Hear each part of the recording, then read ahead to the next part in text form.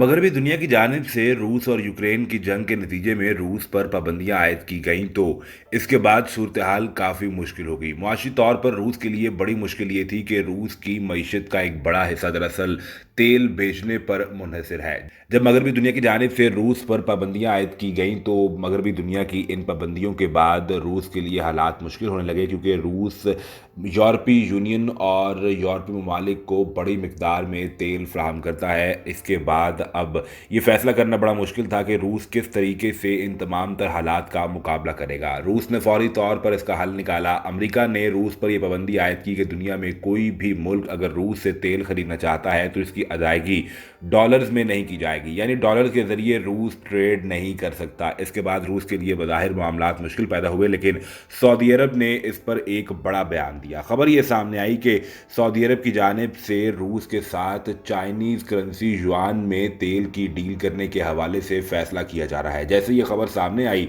तो इसके फौरी बाद युआन की आलमी मार्केट में कीमत भी बढ़ गई। अब भारत के लिए एक बड़ी मुश्किल उस वक्त पैदा हो गई जब भारत ने यह फैसला किया कि वो अमेरिका की इस पाबंदी को सामने रखेगा और रशिया के साथ वो ऑयल की डील भी करेगा, लेकिन रशिया को युआन में अदायगी की जाएगी। भारत ने जैसे ये फैसला किया तो अमेरिका से एक बड़ा पैगाम भारत के लिए आन पहुंचा। अमेरिका ने भारत को आड़े हाथों लेते हुए वजाहत तलब कर ली और उसे कहा कि आप इस पाबंदी के बाद खिलाफ वर्जी तो नहीं कर रहे, आप रूस के साथ डॉलर्स में डील नहीं कर रहे, लेकिन ये बात भी वादे रहे कि आप तारीख के गलत दहाने पर खड़े होंगे। आपको यानी भारत को रूस और अमेरिका में से किसी एक का इंतखाब करना पड़ेगा, और अगर भारत रूस का इंतखाब कर रहा है तो ये याद रहे कि फिर भारत अमेरिका के साथ नहीं खड़ा और हमारे नज़दीक भारत तारीख के गलत मोड़ पर खड़ा होगा। फिर हम जिस तरीके से रूस को ट्रीट करेंगे और जो रवैया रूस के साथ रखा जाएगा वही फिर भारत के साथ भी हो सकता है। अमेरिका से एक बड़ा बयान सामने आया है जिसके बाद भारत के लिए